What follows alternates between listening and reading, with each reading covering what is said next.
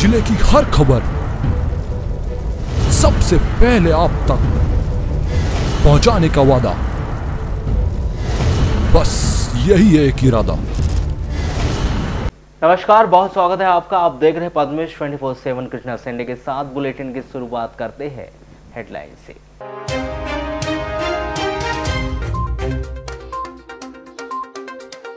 Bhatera road को कब्जा मुक्त बनाने राजेश्वर नगर पालिका के अमले ने की कार्रवाई। शनिवार को चला अतिक्रमण पर बुलडोजर। एसडीएम और प्रभारी सीएमओ सहित भारी संख्या में पुलिस बल रहा तैनात।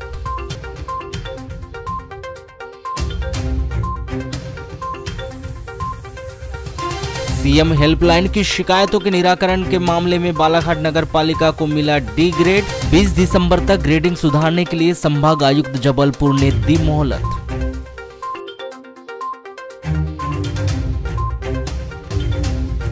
खेलते खेलते 2 वर्षीय मासूम बच्ची ने घर में रखा कीटनाशक का कर लिया सेवन। बच्ची की हुई मौत। ग्राम समनापुर ठाकुर टोला का मामला।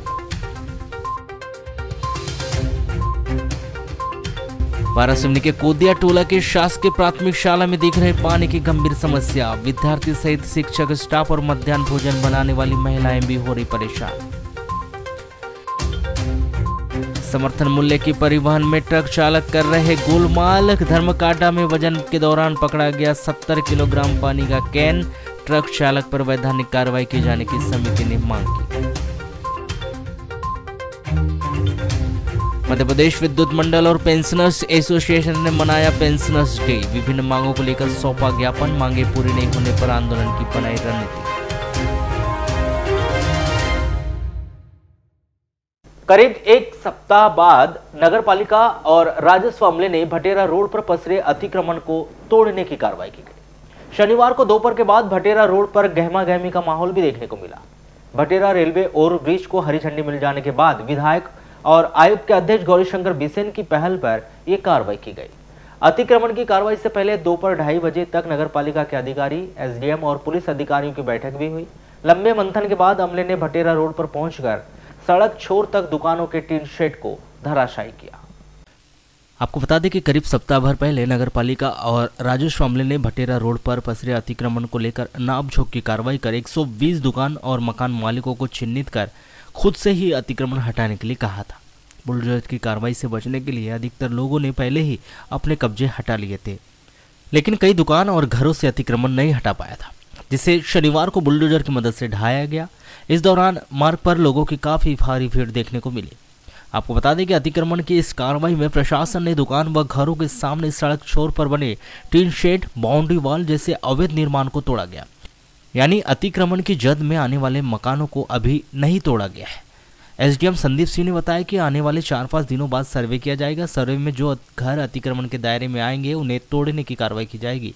बताया गया कि अगले सप्ताह रेलवे विभाग भी ओवरब्रिज को लेकर सर्वे करेगा, जिसमें अतिक्रमण के दायरे में आने वाले भवनों व दुकानों को तोड़ने की कार्रवाई की जाएगी। हालांकि प्रशासन के इस कार्रवाई को लेकर कई जगह समर्थन तो कई जगह विरोध से स्वर भी गूंज रहे थे।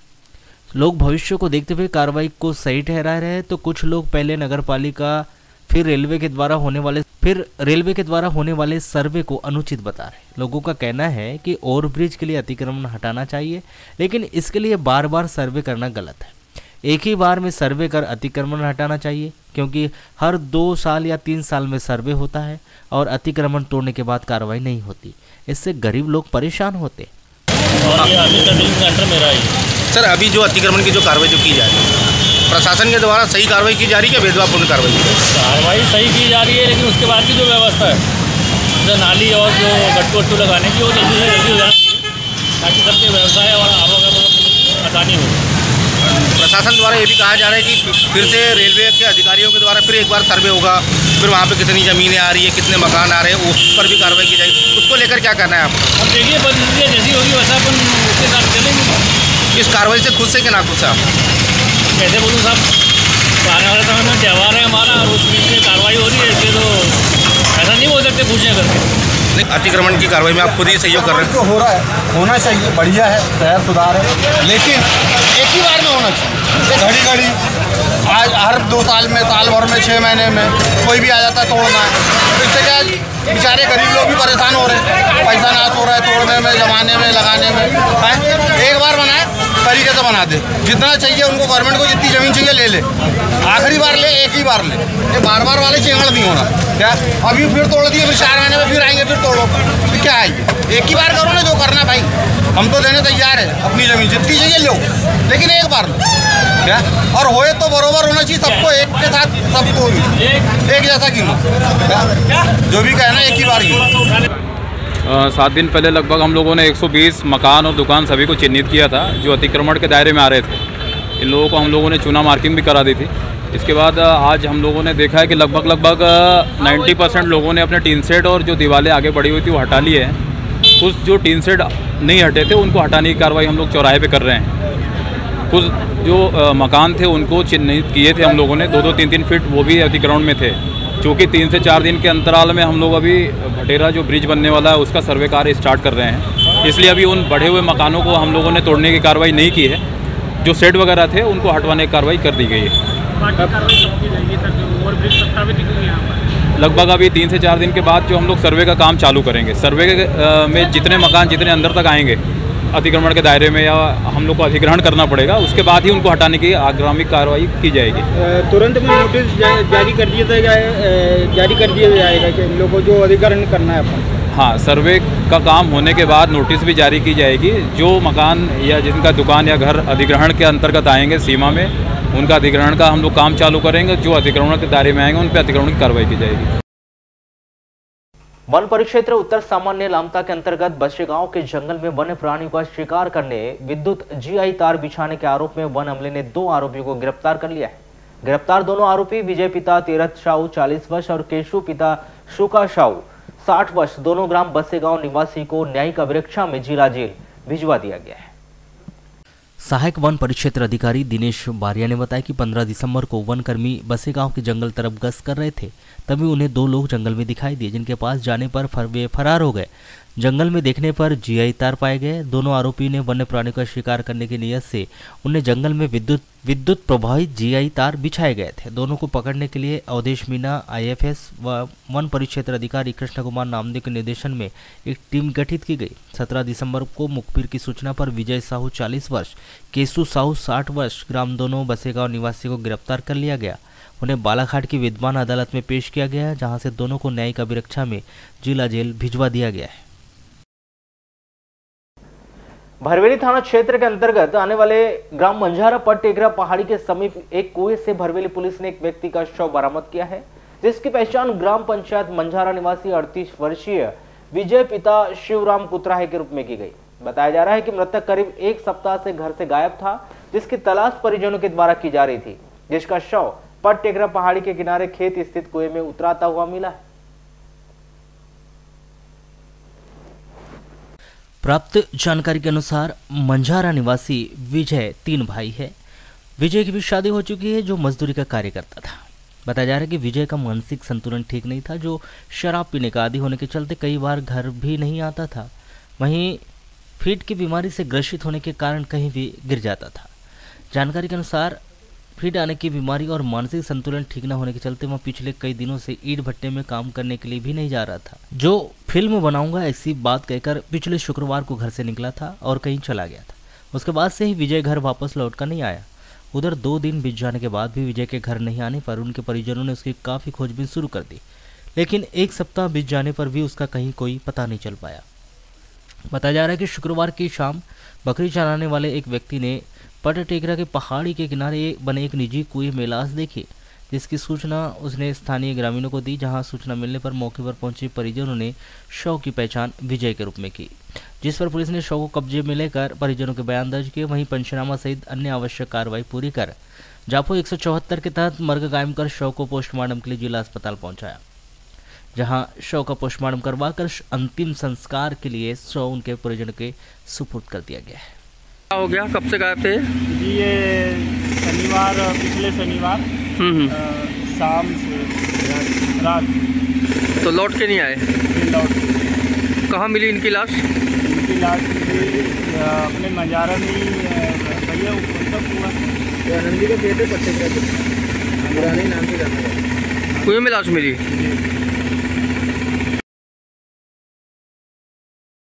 शनिवार को गोंदिया रोड स्थित नए राम मंदिर में कड़ी सुरक्षा के बीच दान पेटी खोली गई। महावीर सेवादल समिति नए राम मंदिर के द्वारा प्रशासनिक अधिकारियों की मौजूदगी में दान पेटी की राशि की गिनती शुरू की गई। महावीर सेवादल समिति नए राम मंदिर के द्वारा प्रशासनिक अधिकारियों की मौजूदगी में दान पेटी की राशि की गिनती शुरू की गई।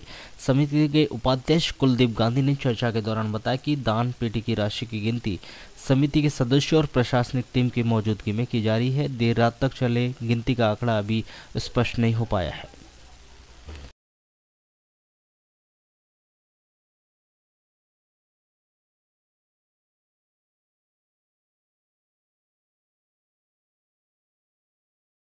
अतिक्रमण को लेकर नगरपालिका इन दिनों एक्शन में है। भटेरा रोड में अतिक्रमण हटाने की कार्रवाई के बाद अब नगरपालिका ने काली पुतली चौक से मुख्य बाजार तक जाने वाले मार्ग को अतिक्रमण मुक्त बनाने की मुहिम छेड़ रखी है।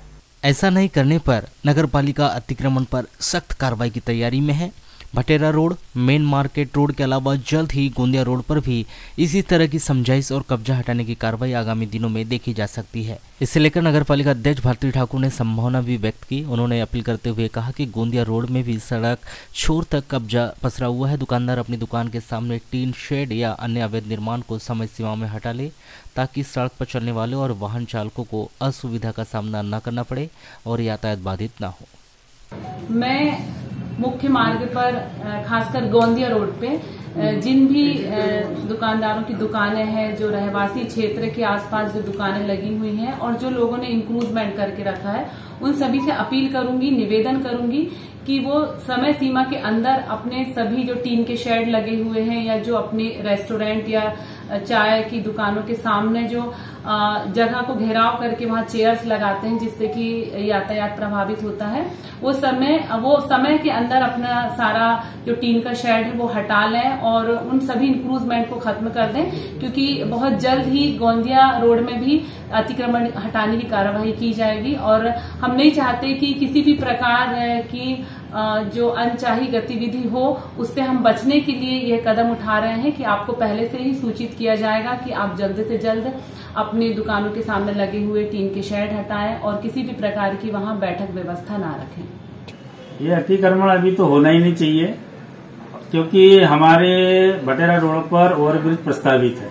एक बार अतिक्रमण होना है तो अभी अतिक्रमण करने का कोई औचित्य नहीं होता है। और अतिक्रमण सड़कों पर हो इसका पक्षधर्म है नहीं, पर अतिक्रमण बिल्कुल अगर प्रशासन चाह रही कि रोड चौड़ी हो तो अवंती बाई से फॉरेस्ट नाका तक एक मुश्त चौड़ी की जाए। अभी जो राजस्व विभाग के द्वारा चिन्हित किया गया है वो पूरा भेदभाव पूर्ण किया गया है, किसी का कम लिया गया है, किसी का ज्यादा लिया गया है। मेरी प्रशासन से ये मांग है कि अवंती बाई से फॉरेस्ट नाका तक एक समान कितनी चौड़ी 40 फीट 50 फीट चौड़ी आगे उसकी कार्य योजना बना ले, उसके बाद रोड पर जाकर अतिक्रमण करें।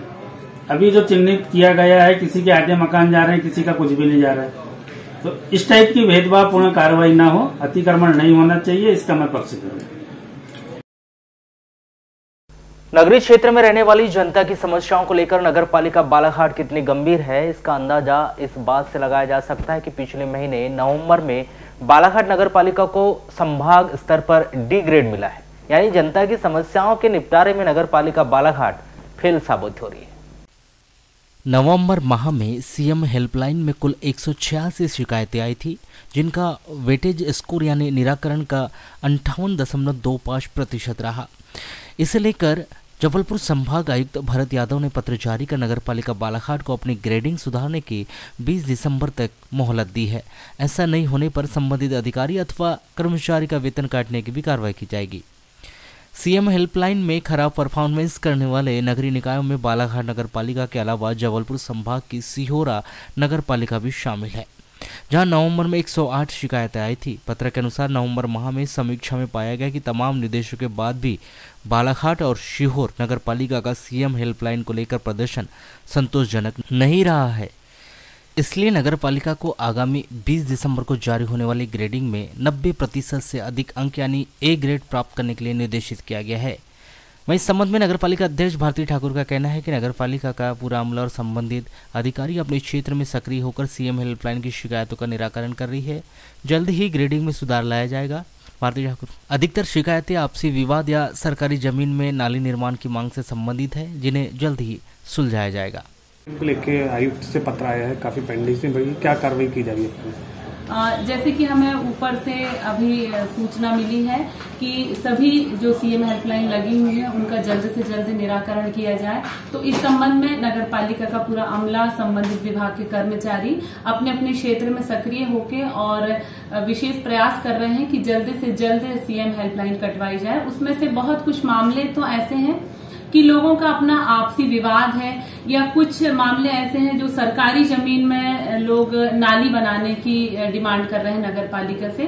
तो ऐसे बहुत छोटे छोटे ही विषय हैं जो आसानी से सुलझ जाएंगे और जल्द से जल्द मुझे विश्वास है कि इनका निराकरण हो जाएगा। ग्रेड मिला है नगर पालिका को, इतना बड़ा मामला है, उसमें ये भी लिखा है कि अगर 20 तारीख तक नहीं किया तो पेमेंट रोकी जाएगी। सीएम हेल्पलाइन, टीएल, कई सारे विषयों पर चर्चा। क्या लगता है कर्मचारी काम ठीक से नहीं कर रहे? ये बड़ी दुर्भाग्य की बात है भैया कि हमारी नगर पालिका में 1050 कर्मचारियों का अमला है। उसके बावजूद हमारे शहर में जो शहर के नागरिकों के द्वारा समस्या सुलझाने के लिए सीएम हेल्पलाइन लगाई गई, उसका निराकरण नहीं किया गया है। और जिम्मेदारी से, क्योंकि ये सीएम हेल्पलाइन जनता की समस्या से जुड़ा हुआ होता है। सीएम हेल्पलाइन में डी ग्रेड मिल रहा है अपने को, यानी अपन समस्या सुलझा नहीं पा रहे हैं, जनता परेशान है। इस पर तो बिल्कुल कार्रवाई होना चाहिए। और ये हमारे बालाघाट नगर पालिका की दुर्भाग्य की बात, इतना बड़ा हमला होने के बाद में सीएम हेल्पलाइन में अपन डी ग्रेड में आ रहे हैं। इस पर बिल्कुल एक्शन होना चाहिए। ग्रामीण थाना क्षेत्र के अंतर्गत आने वाले ग्राम समनापुर के ठाकुर टोला में 2 वर्षीय मासूम बच्ची ने खेलते खेलते घर में रखी हुई कीटनाशक दवाई का सेवन कर लिया और उसे उल्टी करते हुए देख उसकी मां ने भी उस कीटनाशक दवाई को चख कर देखा। कीटनाशक दवाई के सेवन में आने से दोनों मां बेटी को जिला अस्पताल में भर्ती किया गया, जहां उपचार के दौरान 2 वर्षीय मासूम बच्ची अनन्या पिता खेमलाल वरकड़े की मौत हो गई, जिसकी मां रोशनी वरकड़े 24 वर्ष को जिला अस्पताल में भर्ती किया गया है। प्राप्त जानकारी के अनुसार ग्राम समनापुर के ठाकुर टोला निवासी खेमलाल वरकड़े मजदूरी करता है, जिसके परिवार में पत्नी रोशनी के अलावा 2 बच्चे हैं, जिनमें एक बेटा आदि 3 वर्ष और बेटी अनन्या 2 वर्ष की थी। बताया गया कि 17 दिसंबर को दोपहर में खेमलाल वरकड़े लकड़ी काटने के लिए चला गया था। घर में उसकी पत्नी रोशनी घरेलू काम कर रही थी और बेटी अनन्या खेल रही थी। 1:30 बजे करीब अनन्या अपने घर में पेटी के नीचे रखी बोतल निकालकर उसने उसे पी लिया था और पीने के बाद उसे उल्टी होने लगी।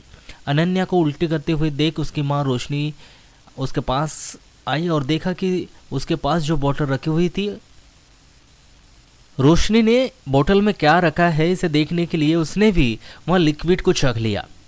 लिक्विड को चखते ही वो उसे वह कीटनाशक दवाई समझ में आई। अनन्या के द्वारा खेलते हुए कीटनाशक दवाई का सेवन करने का आभास होते ही रोशनी ने अपने पति को फोन करके बुलाया गया। इस दौरान रोशनी भी कीटनाशक दवाई के प्रभाव में आ चुकी थी। दोनों मां बेटी को समनापुर के किसी प्राइवेट चिकित्सक से चेक करवाया गया, जिसके बाद उन्हें 108 एम्बुलेंस से जिला अस्पताल बालाघाट लाकर भर्ती किया गया था, जहां उपचार के दौरान बालिका अनन्या की मौत हो गई। जिला अस्पताल पुलिस ने बालिका अनन्या की लाश शाम होने से जिला अस्पताल के फ्रीजर में सुरक्षित रखवा दी है, जिसका पोस्टमार्टम 18 दिसंबर को किया जाएगा। वहीं अस्पताल में भर्ती रोशनी वरकड़े की हालत भी खतरे से बाहर बताई गई। किने वो खेलते खेलते खा लिए।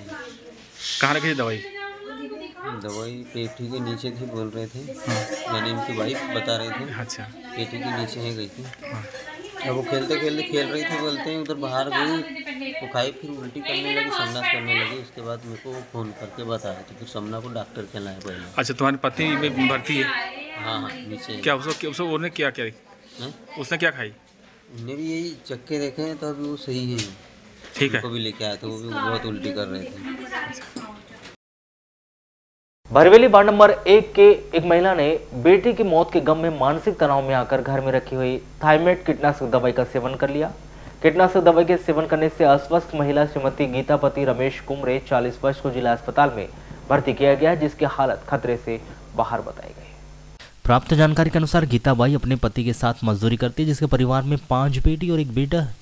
3 बेटी की शादी हो चुकी और 2 बेटी पढ़ाई कर रही। बताया गया है कि 4 महीने पहले गीताबाई का 18 वर्षीय इकलौता बेटे की सड़क दुर्घटना में मौत हो जाने के बाद गीताबाई बेटे की मौत के गम में ही जी रही थी और उसे मानसिक स्थिति भी ठीक नहीं रहती थी, जिसका इलाज किया जा रहा था। 17 दिसंबर को 2 बजे करीब मानसिक तनाव में आकर गीताबाई ने घर में रखा थाइमेट कीटनाशक दवाई का सेवन कर लिया, जिसे उसके परिवार वालों ने 108 एम्बुलेंस से जिला अस्पताल बालाघाट लाकर भर्ती किया है। शासन के निर्देशन पर 28 नवंबर से लालबरा विकासखंड के अंतर्गत आने वाली सेवा सहकारी समितियों में समर्थन मूल्य में धान खरीदी की जा रही है और खरीदी गई धान का परिवहन भी प्रारंभ हो चुका है। परंतु समितियों के द्वारा जो धान खरीदी की जा रही है उसके परिवहन के दौरान वजन में ट्रक चालक हेराफेरी कर रहे हैं, जिससे समितियों को काफी नुकसान उठाना पड़ रहा है। उक्त कार्य ट्रांसपोर्ट के चालकों के द्वारा किया जा रहा है, जिनके द्वारा चालक इससे धान की चोरी की जा रही है और ऐसी समितियों को नुकसान पहुंचाया जा रहा है। ऐसा एक मामला 17 दिसंबर को करीब शाम 6 बजे नगर मुख्यालय के सिवनी मार्ग स्थित धर्मकांटे में सामने आया, जब धान का परिवहन के लिए वे जा रहे खाली ट्रक का वजन धर्मकांटे में करवाया जा रहा था। इसी दौरान उक्त स्थान पर उपस्थित जिला सहकारी केंद्रीय बैंक लालबरा के पर्यवेक्षक डीके लिल्लारे, सेवा सहकारी समिति प्रबंधक एमपी ठाकरे व अन्य कर्मचारी के द्वारा करवाया गया खाली ट्रक की तलाशी की गई तो देखा कि ट्रक चालक के द्वारा ट्रक में केन में पानी भरकर रखा गया था, जिसका वजन किया गया तो 70 किलोग्राम गया। इस तरह ट्रक चालक धान परिवहन करते समय हेराफेर कर धान की चोरी कर रहे, जिसका नुकसान समितियों को भरना पड़ता है। ट्रक में केन के अंदर 70 किलोग्राम पानी मिलने की जानकारी जिला सहकारी केंद्रीय बैंक लालबरा पर्यवेक्षक डीके लिल्लारे व प्रबंधक एमपी ठाकरे ने अपने उच्च अधिकारियों को दी और इस तरह की हेराफेरी करने वाले ट्रांसपोर्ट चालक व उनके मालिकों पर उचित कार्रवाई करने की मांग की गई, ताकि परिवहन के दौरान धान की जो चोरी ट्रक चालक कर रहे हैं उस पर अंकुश लग सके। ये सर क्या घटना सामने आई? ये अभी आज सर ये घटना ये हुई कि हम सेवा सहकारी समिति में जो धान खरीद रहे हैं तो धान तो बराबर वजन करके तोल रहे हैं और ले रहे हैं, लेकिन जो यहाँ से ट्रक परिवहन हो रहा है तो ट्रक परिवहन में प्रथम धर्मकांटा में जो माल कम हो रहा है उससे दुगना द्वितीय धर्मकांटे में माल कम हो रहा है। तो आज इसी संबंध में आज हम लोग यहाँ से निकले थे, तो हम यहाँ अनिस जो अपना इकबाल धर्मकांटा लालबरा यहाँ भी हमने चेक किया और यहाँ से फिर हम खापा जिस वेयर हाउस में हमारा धान जा रहा है वह कुशल वेयर हाउस खापा में यहाँ से धान जा रहा है, तो वहाँ भी 2 से 3 कुंटल, एक ट्रक में 14 कुंटल माल घटा है। तो इस संबंध में हम वहाँ कांटे का निरीक्षण करने गए थे, वहाँ यह पता चला कि कांटे में ही फॉल्ट है। जो प्रतीक जो हमारा जो कुशल वेयर हाउस में जो भी हमारे समितियों का जो माल गया है और वहाँ कम वेट से जो आपको स्वीकृति पत्र जारी किए जा रहे हैं उसका 100% स्वीकृति पत्र जारी किया जाए। अगर ऐसा नहीं किया जा रहा है तो वहाँ की जो बोरियां हैं उन बोरियों को प्रति बोरी को नाप करके स्वीकृति पत्र जारी किया जाए। प्रतिवर्ष के अनुसार इस वर्ष भी विभिन्न शासकीय संगठनों के द्वारा 17 दिसंबर शनिवार को पेंशनर्स डे मनाया गया, जहां आयोजित कार्यक्रम के दौरान पेंशन एसोसिएशन के पदाधिकारियों ने पेंशनर्स की विभिन्न मांगों पर ध्यानाकर्षण करते हुए वर्षों से लंबित उनकी मांगों को पूरा करने के लिए जिला प्रशासन को एक ज्ञापन सौंपा है, जिन्होंने अपनी विभिन्न मांगों को लेकर प्रदेश सरकार पर उदासीनता बरतने का आरोप लगाते हुए उनकी समस्त मांगें जल्द से जल्द पूरी किए जाने की गुहार लगाई।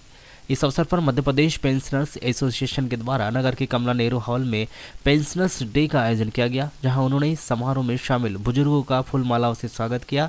तो वहीं वर्षों से लंबित अपनी 10 सूत्री मांगों को दोहराते हुए पेंशनर्स को हो रही परेशानियों का बखान किया गया, जहां उपस्थित जनों ने वर्षों से लंबित मांगों को लेकर जिला प्रशासन को ज्ञापन सौंपा है, जिसमें उन्होंने पेंशनर्स एसोसिएशन की समस्त मांगों का त्वरित निराकरण किए जाने की मांग की। आज हम पेंशनर दिवस मना रहे हैं और साथ ही पेंशनर दिवस के अवसर पर जो 75 वर्ष की आयु पूर्ण कर चुके हैं पेंशनर, उनका सम्मान भी जो है सम्मान समारोह का कार्यक्रम भी है। साथ ही हमारी 10 सूत्री जो मांगे है इसका ज्ञापन हम कलेक्टर महोदय को आज सौंपने जा रहे हैं। अपर सत्र न्यायाधीश भू भास्कर यादव की बैहर की अदालत ने ग्राम पंचायत के शासन के द्वारा किए गए निर्माण कार्य की राशि 5,42,000 रुपए गबन करने के मामले में ग्राम पंचायत हट्टा के सरपंच पवन सिंह पिता बंजारी से मड़ावी 40 वर्ष, ग्राम संजारी और सचिव कृष्ण कुमार अत्तरलाल उइके ग्राम हट्टा को 7 वर्ष के कठोर कारावास और प्रत्येक को 75,000 हजार रुपए से दंडित किया है। इन आरोपियों के विरुद्ध ग्राम हट्टा में सरपंच व सचिव के पद पर रहते हुए सड़क, शौचालय, साइन बोर्ड निर्माण करने के शासन से आवंटन प्राप्त किया गया और शासकीय अभिलेखों में कूट रचना कर रुपए आहरण कर गबन करने का इन पर आरोप था। वर्तमान अदालत ने मामले की समस्त परिस्थिति को देखते हुए अपने विवेचन निष्कर्ष पर उपलब्ध साक्ष्य के आधार पर आरोपी सरपंच पवन सिंह मड़ावी और सचिव कृष्ण कुमार उइके धारा 409 के तहत अपराध में आरोप में 7 वर्ष के कठोर कारावास और 50,000 रुपये के अर्थदंड, धारा 467 के तहत 7 वर्ष का कठोर कारावास और 25,000 रुपये के अर्थदंड से दंडित किया है। इस मामले में शासन की ओर से अपर लोक अभियोजक अशोक कुमार वाट ने पैरवी की थी। वारासोनी क्षेत्र के अंतर्गत ग्राम पंचायत सावंगी स्थित रेलवे स्टेशन में अंधेरे के कारण ट्रेन से उतरने के दौरान जीरणबाई ठाकरे गिरकर गंभीर रूप से घायल हो गई। प्राप्त जानकारी के अनुसार शाम 6:30 बजे तिरोड़ी से गोंदिया जाने वाली ट्रेन से सिरपुर निवासी जीरणबाई ठाकरे 65 वर्ष अपने मायके सावंगी आ रही थी। जैसे ही ट्रेन सावंगी प्लेटफॉर्म पर रुकी तो वह ट्रेन से नीचे उतर रही थी। इसी दौरान पूरे प्लेटफॉर्म पर अंधेरा हो जाने से ट्रेन की सीढ़ियां उन्हें स्पष्ट से नहीं दिख पाई तो वह लड़खड़ा कर नीचे गिर गई, जिससे उनके सर व शरीर के अन्य हिस्सों में गंभीर चोटें आ गई। वहीं पास में बैठे लोगों के द्वारा घटना की जानकारी ग्राम में दी गई। जनपद सदस्य संदीप राणा ने मौके पर पहुंचकर तत्काल ही 108 एम्बुलेंस को सूचना दी, जिसकी मदद से घायल जीरणबाई ठाकरे को सिविल अस्पताल लाकर भर्ती किया गया, जहां पर प्राथमिक उपचार कर बेहतर इलाज के लिए जिला चिकित्सालय रेफर कर दिया गया। यहां से उसे बेहतर उपचार हेतु गोंदिया ले जाया जा रहा था। रास्ते में ही उनकी मौत हो गई।